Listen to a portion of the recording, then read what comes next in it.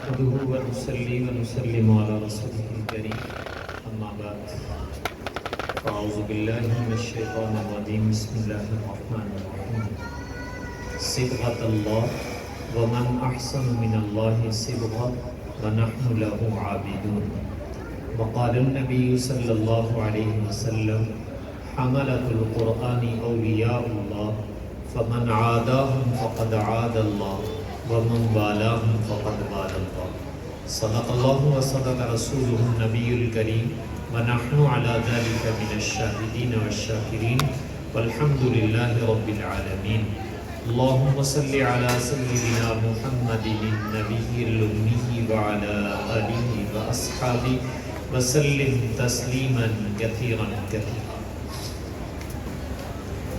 ابھی آپ حضرات نے بیٹے کا آخری سبق سنا ہے. اللہ تعالیٰ اس کے پڑھنے کو شرف قبول عطا فرمائے اور اس کو ہم سب کے لیے بہترین صدقہ جاریہ بنائے. یہ بچے جو ماشاءاللہ ان اداروں میں قرآن پاک حفظ کرتے ہیں تو قرآن پاک حفظ کرنے کا مطلب کیا ہے؟ یقیناً اللہ تعالیٰ کی کلام کو اپنے سینے میں محفوظ کرتے ہیں. اور عام طور سے ہمارے بچے جو اس بیٹے نے آخری آیات پڑھی تھی یہاں پہنچ کر قرآن پاک کی تکمیل کرتے ہیں اور آخر میں یہ آیت پڑھتے ہیں صبغۃ اللہ ومن احسن من اللہ صبغہ.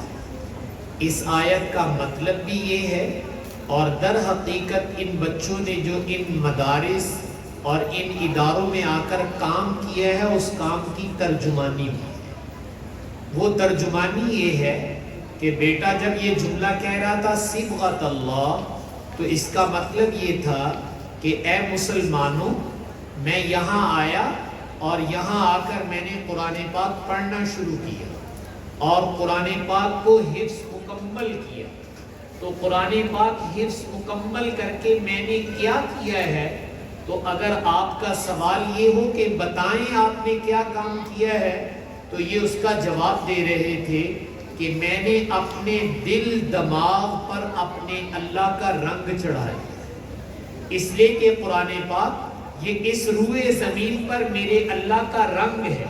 اور جب یہ بچے قرآن پاک کو حفظ کرتے ہیں تو میں نے عرض کیا کہ یہ اپنے دل پر اور اپنے دماغ پر اپنے اللہ کا رنگ چڑھاتے ہیں. تو یہ کھڑے ہو کر یہ اعلان کر رہے تھے کہ میں نے تو یہاں آ کر اپنے اللہ کا رنگ اپنے دل پر بھی چڑھایا اور اپنے دماغ پر بھی چڑھایا. استاد کی محنت تھی اور تسلسل تھا کہ میں قرآن پاک کو حفظ مکمل کر گیا اور قرآن اس روئے زمین میں میرے اللہ کا رنگ ہے. اور دوسرا جملہ انہوں نے کہا تھا وَمَنْ أَحْسَنُ مِنَ اللَّهِ صِبْغًا. وہ میرے اور آپ سے سوال تھا کہ تم مسلمان ہو, تم سوچ کر اس کا جواب دو کہ اللہ سے بہتر بھی روئے زمین پر کسی کا رنگ ہو سکتا ہے؟ یقیناً اللہ سے بہتر کسی اور کا رنگ نہیں ہے.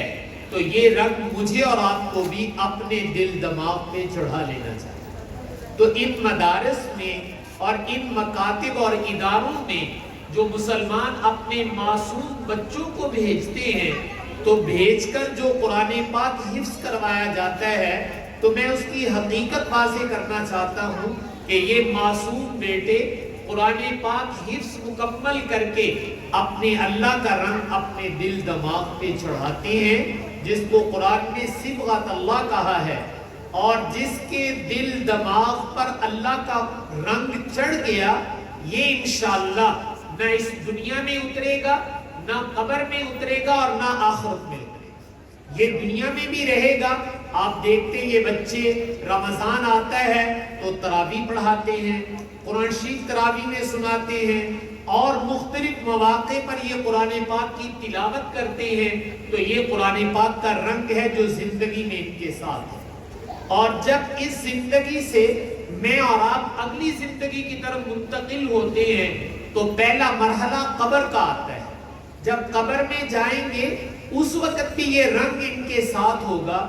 ابھی بیٹے نے تلاوت مکمل کی تو اس کے بعد اس نے ایک دعا اللہ تعالیٰ سے مانگی ہے جو ہم قرآن پاک ختم کرنے کے بعد قرآن پاک پر لکھی ہوتی ہے اور اس کو کبھی کبھی پڑھتے ہیں.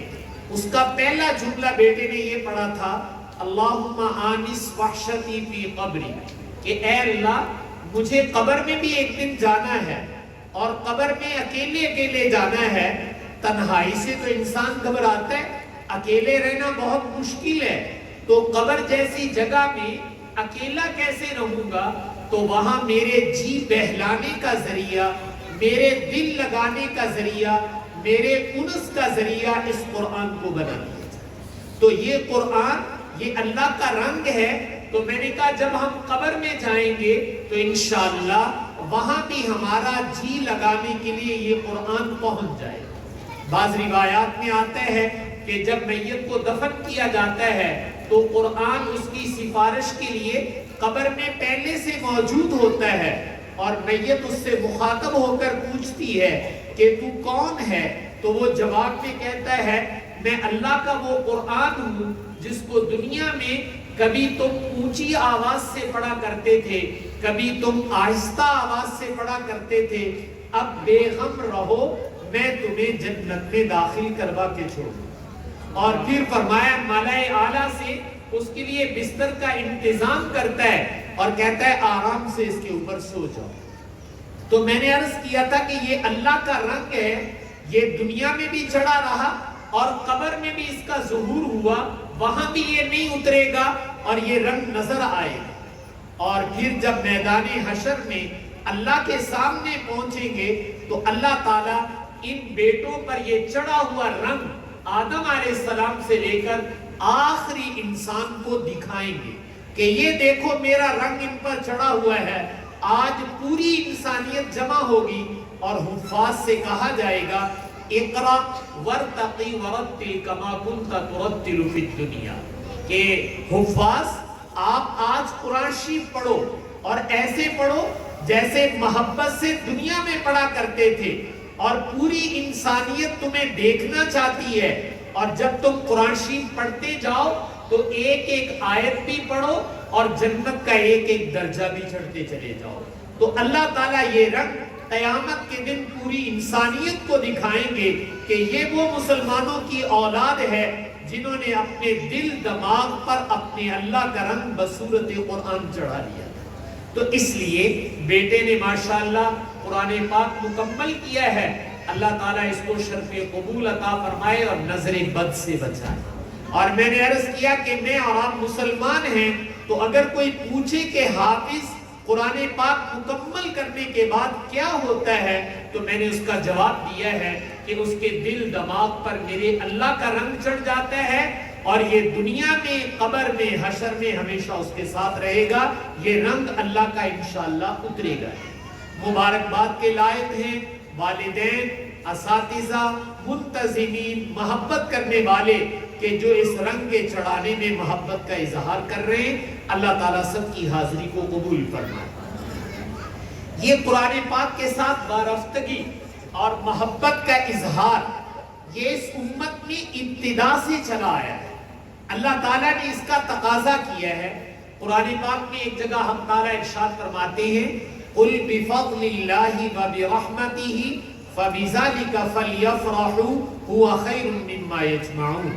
اے میرے حبیب اپنی امت کے لوگوں کو بتاؤ کہ اللہ نے جو تمہیں اپنا فضل اور اپنی رحمت بصورت قرآن دی ہے، یہ نعمت جب تمہاری جھولی میں آ گئی تو تمہیں اس نعمت کے ملنے پر بہت خوش ہونا چاہیے کہ یہ اللہ تعالیٰ نے کتنی بڑی رحمت اور کتنا اپنا فضل وہ ہماری اولاد پہ کیا، ہمارے اوپر کیا، یہ اللہ کا فضل اور رحمت ہے۔ تو اللہ تعالیٰ فرماتے اس کے ملنے پر فَبِذَلِكَ فَلْيَفْرَحُوا، تمہیں خوب خوش ہونا چاہیے۔ هُوَ خَيْرٌ مِّمَّا يَجْمَعُونَ۔ دنیا میں انسان بہت ساری دولتیں جمع کرتا ہے، بہت سارے اعزازات جمع کرتا ہے، ڈگریاں جمع کرتا ہے، لیکن دنیا کی تمام جمع شدہ پونجیوں میں سے اگر سوال کیا جائے سب سے بہتر سرمایہ کون سا ہے تو وہ یہ قرآن کا سرمایہ ہے، جس کو حق تعالیٰ فرما رہے ہوا خیر مما یجمعون، وہ تمہاری جمع شدہ دولتوں میں سب سے بہتر دولت یہ ہے۔ آپ لوگوں نے ایک نام سن رکھا ہے اورنگزیب عالمگیر رحمت اللہ علیہ، مغلیہ خاندان کے بہت مشہور اور علم دوست بادشاہ گزرے ہیں. یہ قرآن پاک خود اپنے ہاتھ سے لکھا کرتے تھے. اس زمانے میں یہ چھپنے کا سسٹم تو تھا نہیں, پریس مارکیٹ نہیں تھی, تو اپنے ہاتھ سے لکھا کرتے تھے. تو اورنگزیب عالمگیر بھی اپنے ہاتھ سے قرآن لکھا کرتے تھے. انہوں نے اپنے بیٹے کو قرآن پاک کا حافظ بنایا, اور جب بیٹا حافظ ہو گیا تو جیسے آپ لوگوں کی یہ تقریب ہے خوشی میں, تو ایسے اورنگزیب عالمگیر رحمت اللہ علیہ نے بھی ایک فنکشن کیا, تقریب کی. اس میں خاندان, دوست, احباب سب کو دعوت دی اور سب لوگ جمع ہوئے. تو اورنگزیب عالمگیر کے والد بھی اس میں موجود تھے. جب وہ فنکشن ہو گیا تو تقریب کے ختم ہونے کے بعد اورنگزیب عالمگیر اپنے والد کے پاس آئے اور آ کر پوچھا, ابا جان آپ کا پوتا حافظ ہوا ہے, کیا آپ خوش نہیں ہیں؟ کہا بیٹے میں خوش ہوں, اللہ نے میری نسل میں حافظ پیدا کر دیا ہے. اورنگزیب عالمگیر نے دل کی بات پوچھی, کہا کہ جتنا کھل کر خوشی کا اظہار کرنا چاہیے, ابا جان آپ ذرا بجھے بجھے بیٹھے رہے ہیں, آپ نے کھل کر اظہار نہیں کیا, وجہ بتا سکیں گے؟ تو والد نے کہا بیٹے ہاں, جو دل کی بات ہے وہ میں کہہ دیتا ہوں. وہ یہ ہے کہ حدیث میں آتا ہے کہ جس کا بیٹا حافظ ہوگا, قیامت والے دن اس کے والدین کو لایا جائے گا اور ان کے سر پہ اللہ تعالیٰ ایک بادشاہی تاج رکھیں گے جس کی روشنی سورج سے بھی زیادہ ہو.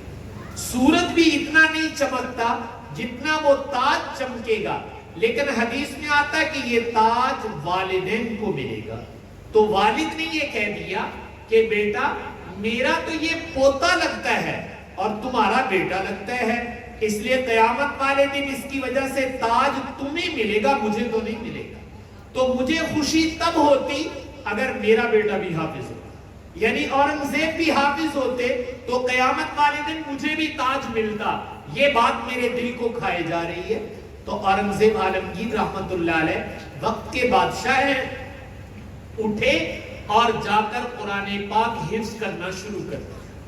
پورا قرآن پاک حفظ مکمل کیا, اور مکمل کرنے کے بعد پھر اپنے والد کی خدمت میں آئے اور آ کر کہا, ابا جان آج آپ کو مبارک ہو, اللہ تعالیٰ نے آپ کے تاج کا بھی انتظام کر دیا ہے. اس لیے کہ آپ کا بیٹا اورنگزیب اس دن سے جا کر میں نے بھی حفظ شروع کر دیا تھا, آج میں نے قرآن پاک حفظ مکمل کر لیا ہے. تو اس امت کے بادشاہ بھی قرآن پاک کے ساتھ یہ محبت رکھتے تھے کہ اپنی نسل کو اور خود قرآن پاک کو اپنے سینے میں محفوظ کرنا وہ لوگ سعادت سمجھتے تھے. تو اس لیے بھائیوں یہ خوش قسمت اور سعادت مند ہیں والدین اور اولاد جن کو اللہ تعالیٰ یہ نعمت عطا فرما رہے ہیں. اللہ تعالیٰ ہمیں اس نعمت کی قدر کرنے کی توفیق عطا فرمائے. اور یقیناً یہ جو آپ اپنے بچوں کو حافظ بناتے ہیں یا ناظرہ قرآن پاک بچپن میں پڑھاتے ہیں, اس کا اثر کیا ہے تو میں وہ عرض کر دیتا ہوں. یہ بچے جو معصوم ہونے کی حالت میں بچپن میں یہ قرآن پڑھنے آتے ہیں, تو قرآن پڑھنے کا مطلب یہ ہوتا ہے کہ استاد ان کے دلوں میں ایمان کا بیج لگا دیتا ہے.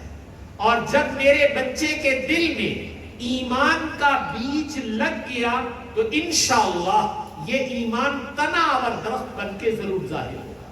تو اپنے بچوں کو بچپن میں بھائیوں قرآن کے ساتھ ضرور وابستہ رکھو, قرآن کی تعلیم کو عام کرو.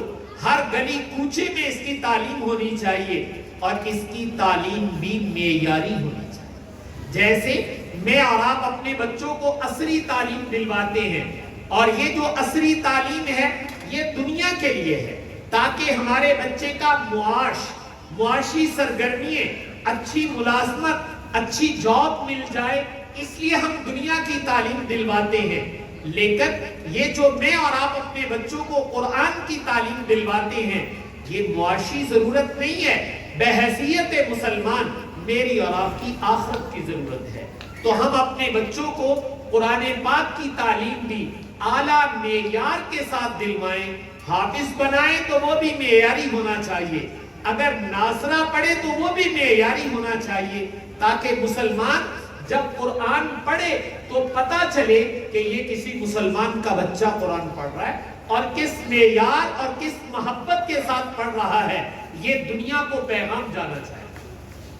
آپ لوگوں نے اگر کوئی اخبار دیکھتا ہے تو نوائے وقت میں ایک کالم نگار خاتون ہے طیبہ ضیاء، یہ امریکہ میں رہتی ہیں اور وہاں سے کالم لکھ کر بھیجتی ہیں۔ بہت مذہبی خاتون ہے، دیندار خاتون ہے، پڑھی لکھی خاتون ہے۔ اس نے ایک دفعہ اپنے گھر کی سٹوری لکھی کہ اللہ نے مجھے 2 بیٹوں سے نوازا تھا، جب بیٹے ذرا شعور میں آئے تو میں نے سوچا کہ اب ان کا تعلیم کا سلسلہ شروع ہونا چاہیے۔ تو پہلا سوال یہ تھا کہ مسلمان اپنے بچوں کی تعلیم کا آغاز کہاں سے کرتا ہے؟ پوری دنیا یہ کہتی ہے کہ بچوں کو تعلیم دلواؤ، میرا اور آپ کا مذہب بھی یہ کہتا ہے کہ اپنے بچوں کو تعلیم دلواؤ، بلکہ اگر میں یہ کہوں تو بیجا نہیں، میرے مذہب کا آغاز ہی تعلیم سے ہوتا ہے۔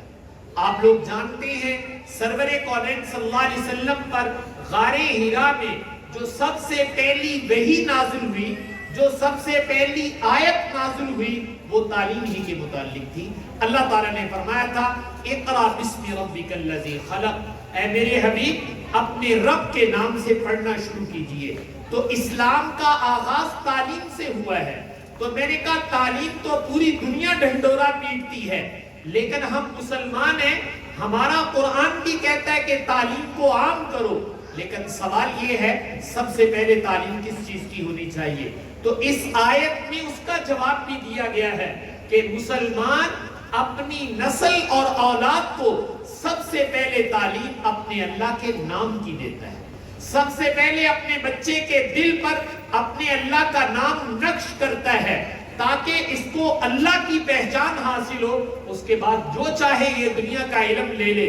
تو مسلمان اپنے بچوں کی تعلیم کا آغاز کو قرآن سے کرتے ہیں۔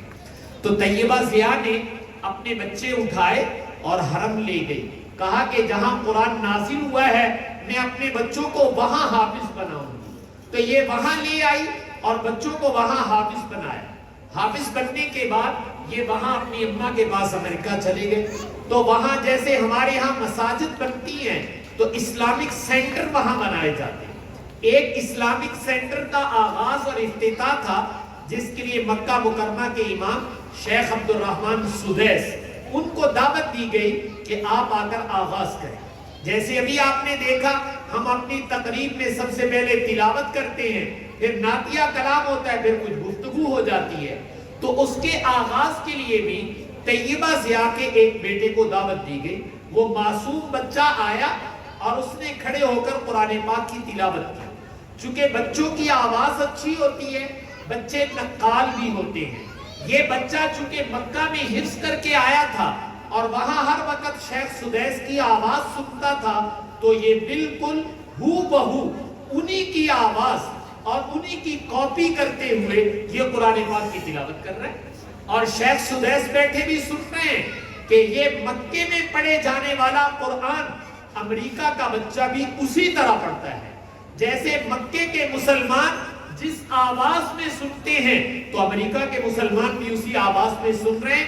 قرآن مکے اور امریکہ میں ایک ہے، دنیا کے کسی خطے میں چلے جاؤ تو قرآن اسی طرح پڑھا جائے گا جیسے مکہ اور مدینہ میں پڑھا جاتا ہے۔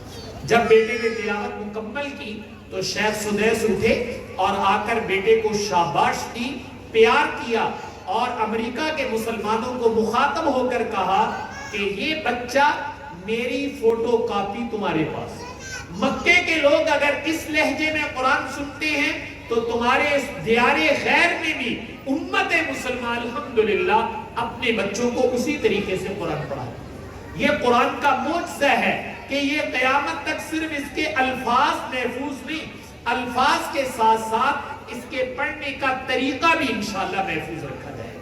تو اس لیے میں آپ سے عرض کر رہا ہوں کہ ہم اپنے بچوں کو بچپن میں قرآن پاک کے ساتھ وابستہ کریں، ان کو قرآن کی تعلیم دیں۔ سرور کونین صلی اللہ علیہ وسلم نے ایک حدیث میں ایک بشارت سنائی ہے، وہ سنا کر اپنی بات ختم کرتا ہوں۔ آپ صلی اللہ علیہ وسلم نے فرمایا من ربا صغیرا حتی یقول لا الہ الا اللہ لم یحاسبہ اللہ، او کما قال النبی صلی اللہ علیہ وسلم۔ جو اپنے بچے کی پرورش کرتا ہے، اس کی تربیت کرتا ہے اور گھر میں ابتداءً اپنے بچے کی زبان پر لا الہ الا اللہ اتنا کلمہ اس کو سکھا دیتا ہے. جیسے مسلمانوں کے گھروں میں مائیں، بہنیں، بیٹیاں وہ کوشش کرتی ہیں کہ ہمارے بچے کی زبان پر لا الہ الا اللہ آنا چاہیے. یہ ہمارے نبی کی تعلیم ہے، یہ صرف فارمیلٹی نہیں ہے. حضور نے یہ کہا ہے کہ اپنے بچوں کو سب سے پہلے لا الہ الا اللہ سکھا دو. جو والدین اپنے بچے کو صرف لا الہ الا اللہ سکھا دے، اللہ تعالیٰ اس پر اتنے خوش ہوتے ہیں کہ یہ اعلان کیا جاتا ہے لم یحاسبہ اللہ. تم نے کلمہ اپنے بچے کو بچپن میں سکھا دیا ہے، اللہ تعالیٰ خوش ہو کر قیامت والے دن تمہارا حساب و کتاب معاف کر دے. تمہارے سے حساب و کتاب نہیں لیا جائے گا. تو بھائی اگر اپنی اولاد کو صرف لا الہ الا اللہ سکھانے پر یہ اجر ہے، تو اگر ہم اپنی اولاد کو پورا قرآن سکھائیں گے تو اللہ تعالیٰ کتنا بڑا اجر عطا فرمائیں گے. تو اس لیے میں آخر میں پھر قاری صاحب اور بیٹے کو مبارکباد دیتا ہوں. اللہ تعالیٰ اس کو شرف قبول عطا فرمائے، اور جو بچے پڑھ رہے ہیں اللہ تعالیٰ عافیت کے ساتھ ان کو پایا تکمیل تک پہنچائے. اور آنے والے حضرات سے درخواست کروں گا کہ اپنے بچے اور بچیوں کو ابتدا میں قرآن کی تعلیم ضرور دے لو، تاکہ میری نسل کے دل میں ایمان کا بیج لگ جائے. اگر ایمان سلامت تو سب کچھ سلامت، اور اگر ایمان سلامت نہیں تو بھائی دنیا کی کوئی دولت میرے کام نہیں آئے گی. اللہ تعالیٰ سے دعا ہے کہ اللہ تعالیٰ مجھے اور آپ کو عمل کرنے کی توفیق عطا فرمائے. وآخر دعوانا ان الحمد للہ رب العالمین.